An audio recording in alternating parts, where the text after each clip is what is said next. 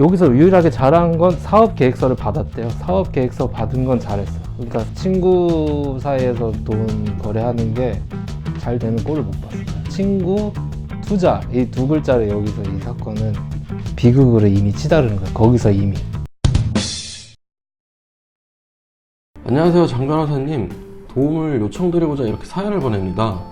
저는 중소기업에서 일하는 평범한 직장인입니다. 작년 3월쯤에 친구가 프랜차이즈 음식 F&B 사업을 시작한다면서 저한테 투자해볼 생각 없냐고 묻더라고요. 당연히 큰 금액이 들어가니까 제가 처음엔 거절했지만 그 친구가 이 음식을 먹어보고 생각해보라며 저를 한 음식점에 데려갔습니다.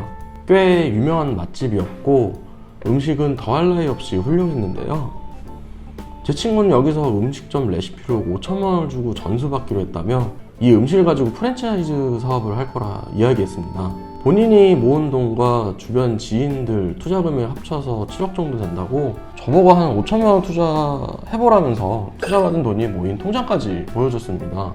그래서 저는 친구가 정말 제대로 뭔가 하나 보구나 싶어서 사업계획서 같은 것을 보내달라고 했었죠. 물론 제가 그런 것을 잘 보는 편은 아니지만 얼마만큼 준비를 했고 어디까지 진척이 됐는지 한편으로 궁금하기도 했었습니다. 친구는 모든 자료를 보내주었고 그 친구를 같이 투자한 다른 친구들까지 소개를 시켜주면서 안심시키는 것이었어요. 그래서 저는 어차저차 지나면서 3천만 원 정도를 투자하기로 하였고 투자 계약서 같은 것도 작성하며 기다리고 있었습니다. 그런데 6개월이 지나도 가게 오픈이 하나도 되지 않았고 부랴부랴 어떻게 된 건지 물어봤는데 이 친구가 투자로 모은 돈을 다른 사람에게 사기를 당했다고 하는 겁니다. 저는 이 친구를 보고 투자를 한 건데 이 친구는 다른 사람에게 사기를 당했다며 소송을 진행할 거라고 알아본다는 거예요. 그러고 나선 점점 연락이 안 되는 거죠. 연결이 되지 않아 비소리 후 소리샘 퀵보이스로 연결되오며 조마조마해진 저는 네이버에도 검색을 해보고 주변 사람들에게 이것저것 물어봤는데 뾰족하게 어떻게 하라고 이야기를 못 하더라고요. 저는 이럴 때 제 친구를 고소해야 되는 건지 친구가 사기당했다는 그 사기꾼에게 고소해야 하는 건지 첫 번째로 궁금합니다. 두 번째로는 이 돈을 제가 받을 수 있을까요? 저에게는 나름 큰 돈이라 잠을 요즘 못 잡니다. 변호사 비용이나 소송 비용 이런 것까지 다 청구도 할 수 있는 건가요? 받을 수 있는 확률이 좀 높을까요? 두서없이 이것저것 물어봐서 죄송합니다. 꼭 좀 알려주세요. 돈을 빌려준 것보다 잘못된 거예요. 친구 사이에서 돈 거래하는 게 잘 되는 꼴을 못 봤어요. 친구, 투자 이 두 글자를 여기서 이 사건은 비극으로 이미 치달은 거예요. 거기서 이미. 비극으로 이미 치달은 거예요. 거기서 이미. 친구가 프랜차이즈 F&B 사업을 했다.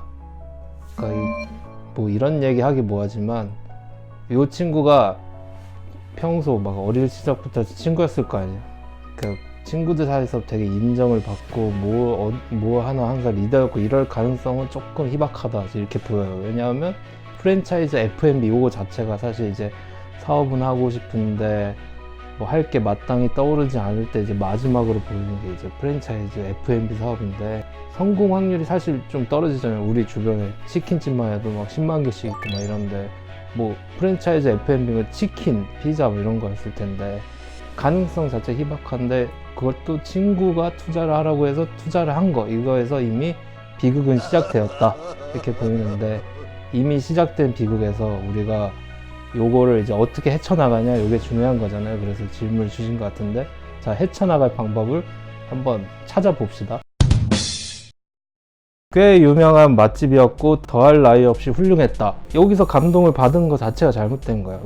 얘가 막 먹으러 보여줬는데 맛 없게 했겠어. 그날 엄청 신경을 썼겠지. 엄청 맛있겠지 당연히. 이 시장에서 어떻게 경쟁력이 있는지 비교 우위가 있는지 이런 걸 봐야지. 아 맛있으니까 성공. 이거는 여기서 유일하게 잘한 건 사업 계획서를 받았대요. 사업 계획서 받은 건 잘했어. 그러니까 얘가 한 행동 중에서 제일 잘한 건 사업 계획서를 받은 거야. 그 사업 계획서를 잘 보고 나 같은 사람을 찾아오든지 그리고 나선 3천만 원을 투자하기로 하고 투자 계약서를 썼대요. 이제 여기 오늘의 핵심 투자 계약서예요. 투자 계약서. 그러니까 돈 빌려줄 때 투자 계약서 형식으로 돈을 빌려줬다. 속된 말로 이렇게 망했다 이렇게 보면 투자 계약서를 절대 쓰면 안 돼요. 돈을 빌려줄 때 투자 계약서가 뭐예요? 투자를 했는데 망하면 같이 망하자. 이게 투자 계약서고, 속된 말로 투자 계약서 말고 다 비슷한데 다른 계약서가 하나 있어요. 법률적 용어는 소비대차 계약서라고 하는데 뭐 일반적으로는 차용증이라고 하죠. 차용증은 돈 빌려줬는데 얘 망해도 나는 받을 수 있어 얘한테. 이게 차용증이고, 투자 계약서는 같이 망하자 하는 계약서인데 얘는 이제 나 치킨 할 건데 FM이 하는데 나 망할 거면 같이 망하자 하는 계약서를 들이민 거고, 얘는 그걸 쓴 거야. 그러니까 치킨이 침몰하는 순간 같이 침몰하는 그 배를 탄 건데, 투자 계약서 쓰면 안 돼요 절대로. 돈 빌려줄 때 항상 차용증, 소비대차 계약서 요 두 가지 하나 용어를 써서 언제 갚겠다까지 명시를 해서 꼭 써야 돼요. 덧붙여서 얘기하면 공증이라고 많이 들어봤을 거예요. 공증. 우리가 길 가다 보면 공증인가 어쩌고저쩌고 이렇게 써 있는 경우가 많은데, 그게 공증사무소인데 변호사들 중에 일부가 그걸 할 수 있는데, 공증을 해놓으면 내가 이렇게 돈을 떼었을 때 소송을 할 필요가 없어. 공증 하나 가지고 가서 법원에 가면 그냥 바로 얘 돈을 강제 집행을 할 수 있단 말이야. 이게 3천만 원이면 공증비가 10만 원 그 정도밖에 안 되거든요. 근데 이제 이 친구가 이제 돈을 찾기 위해서는 변호사를 찾아가든지 법무사를 찾아가든지 해야 되는데, 그거 비용이 100만 원 넘어요. 나는 조금 더 비싸고. 그러니까 아무튼 더 비싼데 100만 원을 또 써야 돼, 그 돈 찾으려면. 친구가 사기를 당한 것 같다 이렇게 얘기를 하고 지금 홀연히 사라진 상태인데, 친구를 고소해야 되는지 그 사기를 받았다는 사람을 고소해야 되는지 아직 헷갈린다. 얘가 아직도 친구에 대한 우정을 못 받아. 그걸 아직도 얘도 같이 사기친 거예요. 같이. 내가 봤을 때 고소는 얘네 둘 이름을 둘 다 써서 두 명을 함께 고소해야죠. 그래서 아닐 수도 있어. 아니면 얘가 이제 경찰에 나와서 얘기하겠지. 그런 자료를 내겠지. 그러면 친구 그때 다시 우정 회복하면 되는데, 이건 두 명 다 같이 고소해야 되는 사건이지. 또 하나 해야 될 거는, 내가 3천만 원 준 친구한테 민사소송을 해야죠. 근데 아까 얘기했다시피 얘는 투자 계약서를 썼기 때문에 치킨이 안 팔려서 망했으면 치킨과 함께 같이 침몰하는 거야. 못 받는 거야, 3천만 원. 치킨과 함께 튀겨진 거예요. 그래서 이 돈을 제가 받을 수 있을까요? 큰 돈이라 잠을 못 잡니다. 근데 다행인 건 요게 3억이 아니라 3천만 원인 거는 되게 다행이에요. 왜냐하면 3억이면 그건 못 받아요. 못 받고 한 3천이면 근데 계속 문을 두드리는 거야.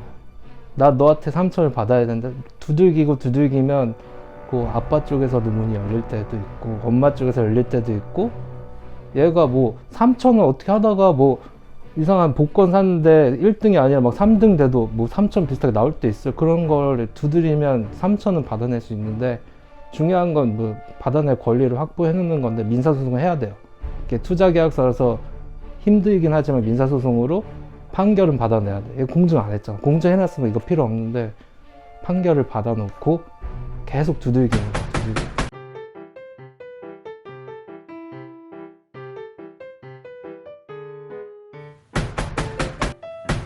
친구한테 돈을 빌려줄 때는 투자 계약서라고 명칭을 적지 말고 항상 소비대차 계약서로 쓰자.